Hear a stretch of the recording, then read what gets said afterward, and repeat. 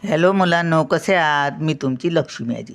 तर आज आपण गणित सोडवूया, सरळ रूप देऊया आपण. बघा, तुम्हाला आईने भाजी आणायला सांगितली, बाजारात पाठवलं आणि तुम्हाला सांगितलं अर्धा किलो टोमॅटो आण आणि अर्धा किलो मटार आण, 10 रुपयाचा मसाला आण आणि 2 किलो बटाटे आण. मग तुम्ही काय करणार? अर्धा किलो टोमॅटो, अर्धा किलो टोमॅटो, अर्धा किलो काय मटार आणणार. हां, आणि बघा, टोमॅटो पण 60 रुपये किलो आहेत. 1 किलो टोमॅटो 60 रुपये, 1 किलो मटार 60 रुपये. हां, मग ह्यांचं काय करायचं? आपण ह्यांची बेरीज करायची, कंस घालायचा आणि दोघांची किंमत 60 रुपये ना, मग इथे 60 रुपये लिहूया.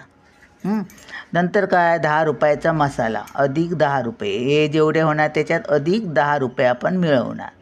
हां, नंतर काय करणार? अधिक करणार. किती? तर किती? 40 रुपये 1 किलो बटाटे. हां, आणि 2 किलो बटाटे तुम्ही आणणार, बरोबर? म्हणजे 40 रुपये 1 किलो, मग 2 किलो म्हणजे गुणुले 2 असं करणार. हां, आणि तुम्ही 200 रुपये त्या भाजीवाल्याला दिलात, एवढं सगळं घेतलं आणि 200 रुपये तुम्ही भाजीवाल्याला देणार. हां, तुमच्याकडे सुटे नाही आहे, तर मग तुम्हाला ते वापस किती येणार पैसे? तर आपण देणार किती? 200 रुपये. माहिती लिहूया 200, आणि त्याच्यातून तो घेणार आपले कट करून, हे सगळे मिळवणार आणि घेणार 200 रुपयातून. हां, मग आता आपण गणित कसं सोडवायचं? पहिलं ब्रॅकेट कंस आहे तो बघायचा. बरोबर, हे 200 तसेच लिहायचे, वजा 60. आता हे कंसात आहेत. हां, मग कंसातच आपण ठेवूया. 1 आणि 1 2. हां, छेद त्यांचा समान आहे म्हणून बेरीज झाली. अधिक 10 अधिक 40 गुणुले 2. मग आता हे पुन्हा तसंच लिहायचं. 200 वजा 60.